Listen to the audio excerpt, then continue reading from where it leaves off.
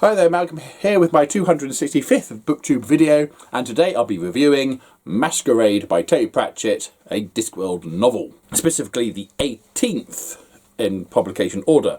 And this one is the first one that really shows the passage of time. The fourth proper witchy book, the fifth technically if you count Equal Rights. And in this one, Gwenny Weatherwax and Nanny Og seek to fill in the gap that Magrat Garlic left when she went and did something.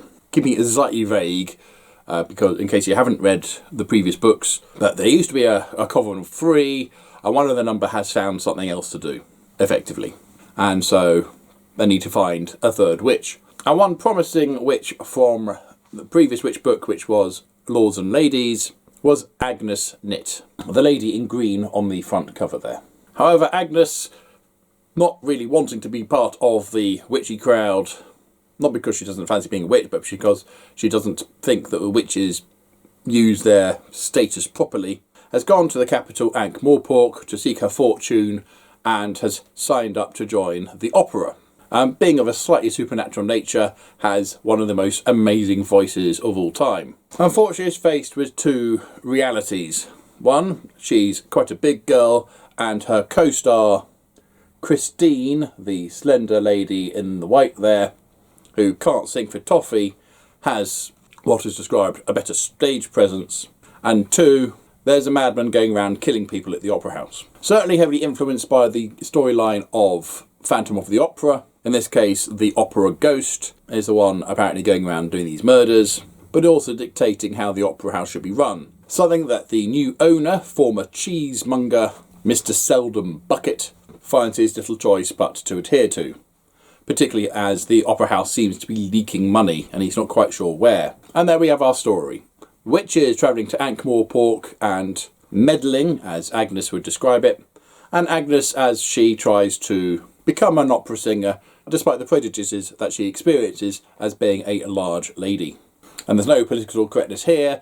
People will use the term fat and proudly. Not so much fat shaming, but more the people's attitudes around someone who they consider to be of greater weight than themselves. And this was written in the 90s, where one could get away with writing about somebody being fat, with perhaps a few more freedoms, if the term is correct there, than you could today. So do be aware, it's not really a running gag per se, but obviously as she encounters many people, they all come to the same sort of opinions of her, and the various descriptions about her. Oh, she's got a lovely personality, and she's got great hair, sort of things. Anyway, that's the only real sticking point with the book, potentially. This was absolutely great. I don't know Phantom of the Opera particularly. I understand some of the vague beats of it, but enough to know this isn't a send-up or farcical version of it. It's just there are similarities, and it is lampshaded on occasion. Really enjoyable. The misdirections are perhaps a bit obvious, but I think they're supposed to be.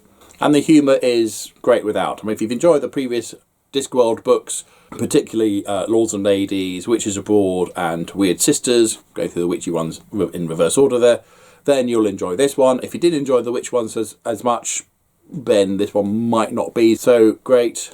We do have a cameo appearance of Nobby Nobbs from the City Watch, along with the Watch's first troll guard, Detritus, as they attempt to go undercover to seek out the villain.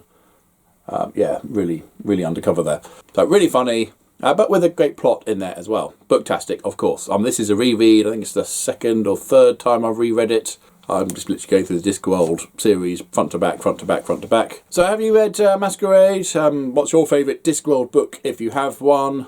If you haven't read Discworld, why not? If you haven't read Discworld and you find that whole thing daunting, try Nation. I'll leave a link to my review for that. It's a standalone book by Pratchett that really gives you a good feeling of his writing style and sense of humour, and it's set on Earth, sort of. As usual, feel free to comment down below, please, but as usual, if you have nothing nice to say, then please keep it to yourself. Thank you. Don't forget to like, subscribe, and other YouTubey things if you want. And until next time, see you later.